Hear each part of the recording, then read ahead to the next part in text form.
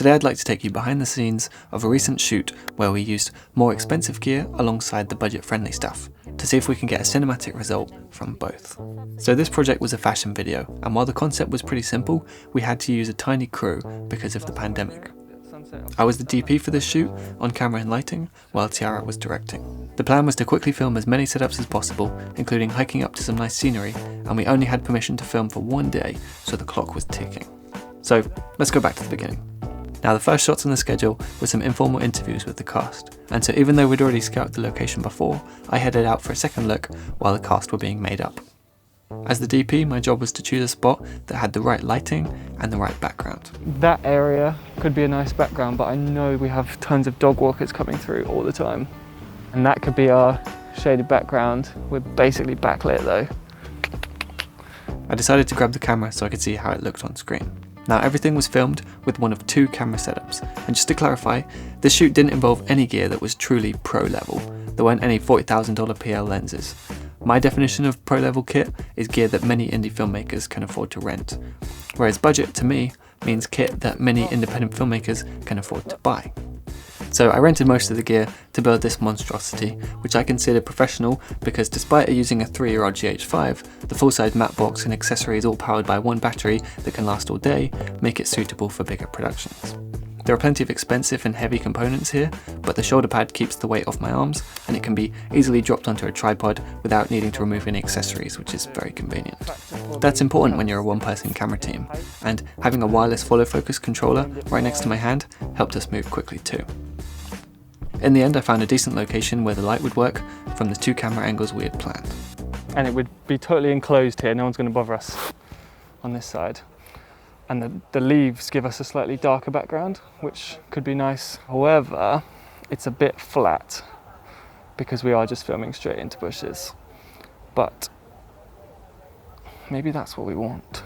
I checked with Tiara that it wasn't too flat, and she agreed that it would be suitable for this part of the video since we wanted to save the beautiful vistas and bold colours for later in the shoot.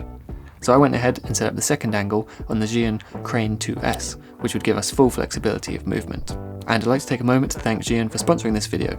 Thanks, Gian. So this setup is a little more budget friendly than the shoulder rig. The 2S is designed for mirrorless cameras, but can handle some pretty hefty setups too, as well as powering accessories like this focus motor, which was plugged into the USB port. It's smaller, lighter and more flexible than the shoulder rig, but if I shot with this all day, then I'd have to switch out various batteries, which would slow things down a bit. I started out by using the gimbal basically as a really portable tripod, but then I did use some subtle movements later when filming the performances. We had set some marks on the ground so I could see how close I could get without being visible in the wider shot, and that's a very helpful trick if you're one person running two cameras.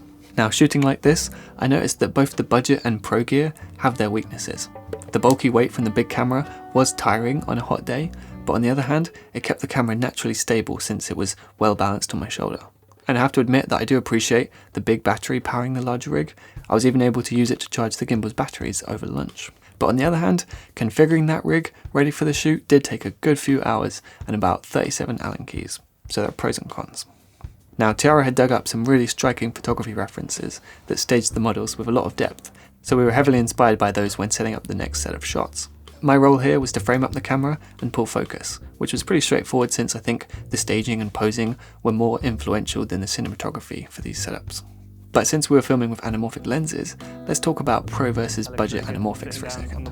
Now, I've put an asterisk here because although this lens costs far more than any glass that I've ever owned, and renting it regularly would get expensive, it's still many times cheaper than nearly all of the anamorphic lenses that the pros use. This one has a micro four thirds mount and pairs nicely with a GH4 or 5, since those cameras can shoot in 4x3 mode, which de-squeezes nicely to a cinemascope ratio. Although this is a pretty weighty lens, I do appreciate the long, smooth focus and iris rings, both with built-in gears for a follow focus, which is a pro level feature. So while there are plenty more expensive options out there, I'm happy with the anamorphic bokeh this lens was able to give us in the background. That's looking classically cinematic to my eye.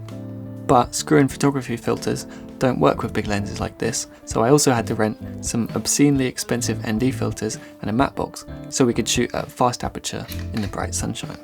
As ever, it's pros and cons though, because despite adding some cost and weight to the rig, the matte box did help control lens flares a little more precisely.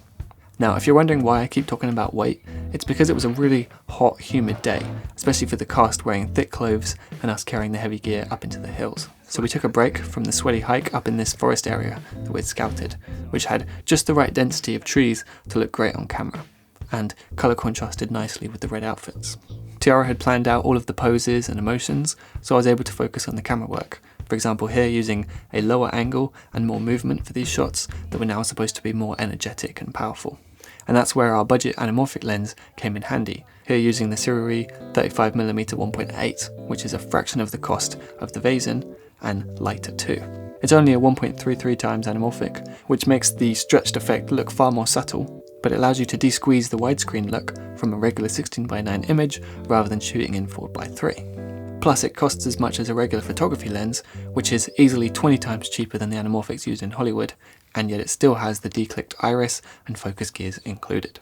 And you still have the option to use smaller, lighter and cheaper filters, so long as you have time to screw them on each time you change lenses. Anyway, that's enough gear chat for me. We climbed up to the very top of the clearing, and by this point we were losing light and needed to let the cast go soon.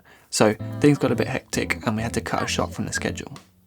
To be honest, the thing that would have really saved us time would have been having one extra pair of hands. Working with either an assistant camera or assistant director would have sped things up so much that we probably wouldn't have needed to cut a shot from the schedule. Now, having the right kit did help a little, particularly that shoulder rig that could swap onto a tripod so easily. And the cheaper gear was much lighter and easier to carry in a backpack, but swapping batteries and unscrewing filters did cost us some time. So what I'm seeing is that in most cases, spending a little more affects the workflow more so than the image. I mean, this shot was filmed with exactly the same gear as this one, yet they obviously look totally different. Same with these two, which were both filmed with the budget kit. So looking back, I reckon most of the fancy gear that I rented saved us time during the shoot, more so than it improved the final image. Whereas what really affected the visuals was the camera placement, the location, the light, and costume and makeup. That's why I've got the opinion that if I want to film cinematic visuals, I should invest money and time into what's in front of the camera rather than the gear itself.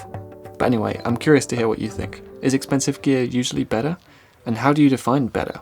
Lightweight gear or kit that helps you move quickly? Let's chat about it in the comments. But until next time, I'm Simon Cade and this has been DSLR Guide.